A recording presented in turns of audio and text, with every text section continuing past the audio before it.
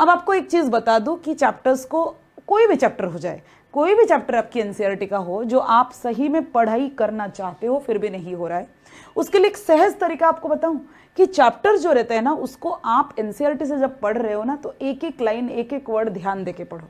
और जब आप एक एक लाइन एक एक वर्ड ध्यान देके पढ़ते हो तो हमेशा एक प्री मेमोरी रखो कि टीचर ने क्लास में इसके संदर्भ में क्या कहा था या क्या कही थी।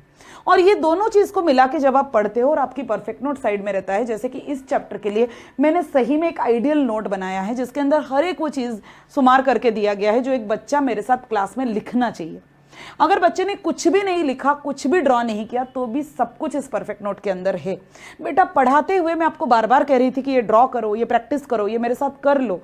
क्यों कह रही थी? इसीलिए कह रही थी बेटा क्योंकि क्लासरूम के अंदर टीचर के साथ प्रैक्टिस करने का एक अलग ही चीज रहता है, ये एक अलग ही मजा रहता है, ये एक अलग ही प्रकार का लर्निंग होता है। क्योंकि जब आप टीचर के साथ चीजों को प्रैक्टिस कर लेते हो ना बेटा, वो आपकी परमानेंट मेमोरी में कन्वर्ट होता है, वो आपके दिलो दिमाग के अंदर बस जाता है, ये आपके फिक्स्ड डिपॉजिट के जैसे काम करता है। यस, मतलब ये फिक्स हो जाता है आपके दिल के अंदर। अनलेस अगर आप सिर्फ सुनते हो टीचर को तो फिर ये सभी चीजें आपको फिर से इंप्लीमेंट करके देखना पड़ता है, क्योंकि पढ़ाई जो है ना that is already a process जो कि हैबिट के ऊपर डिपेंडेंट रहता है। सो जितनी आपकी हैबिट्स बेहतर उतनी आपकी पढ़ाई बेहतर, जितनी आपकी क्लासरूम हैबिट्स बेहतर उतनी आपकी घर की पढ़ाई की हैबिट बेहतर। कुछ भी हो जाए, आप ऑनलाइन क्लास कर रहे हो मतलब आप क्लासरूम ही अटेंड कर रहे हो बेटा।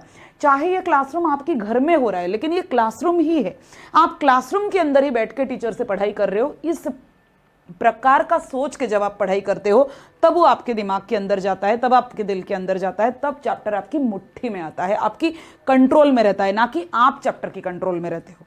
बेटा याद रखो, जब तक आप एनसीईआरटी या फिर चैप्टर की कंट्रोल में रहेगा ना तब तक आप उसको मास्टर नहीं कर पाओगे, क्योंकि you have to master it, और मास्टर करने के लिए वो आपकी कंट्रोल में आना चाहिए।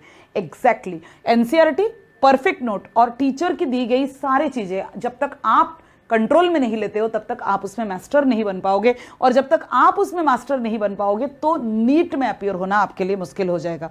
आप अपीयर तो हो जाओगे लेकिन सक्सेसफुल होना मुश्किल हो जाएगा। यस।